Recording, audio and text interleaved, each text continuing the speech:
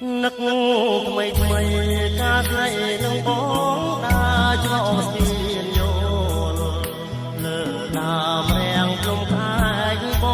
ងជាប្រពណ៌ប្រាប់រឿងស្នេហា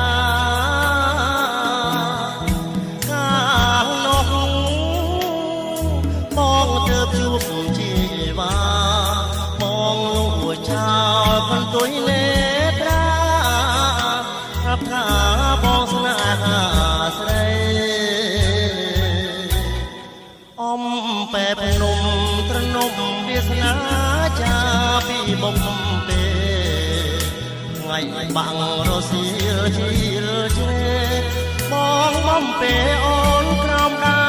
មជ្រៃយើងនាំគ្នាឡើងជិះដំរីខំវិញចងខំរងនិស័យនៅថ្ងៃស្នេហ៍ជាដំបូងតើអ្នកណាមានភពវាសនាដូចខ្ញុំបានជួបមុំពីរំជាងយោលើតូមក្រោមដើមជ្រៃក្រំសងក្រំញញឹមពេញទូមរនរត់ញាប់ញ័របែងដូងពេលកងយល់ទៅយល់មកការមួយតងបងនឹងឈងដងយកទៅថ្នមថាអ្វីបាបការដងលើដីស្ងាតាមានមេជាការបរិសុទ្ធសូមស្ពានជួយចាំពីអសំបត្តិទួងផាននៃរលីរលត់ក៏មិនបត់ចិត្តការស្នេហ៍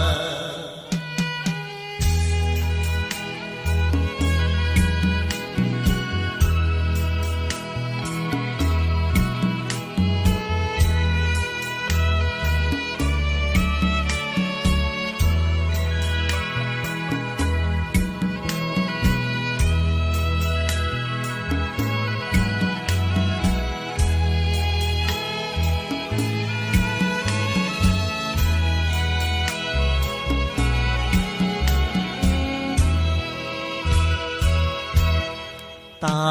អ្នកណាមានភពវាសនាដូចខ្ញុំ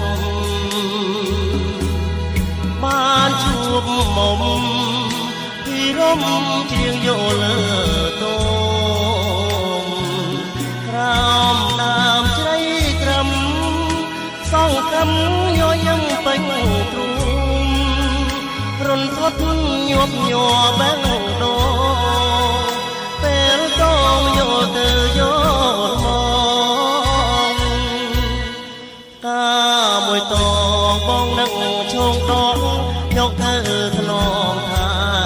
អ្វីបាបការដងលើដីស្រាតាមយ៉ាងមេជាការបរិសុទ្ធ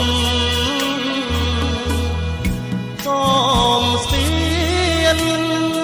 ជួយចាំពីអសំបត្តិ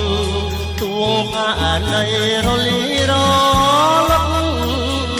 ក៏មិនបត់ចិត្តការ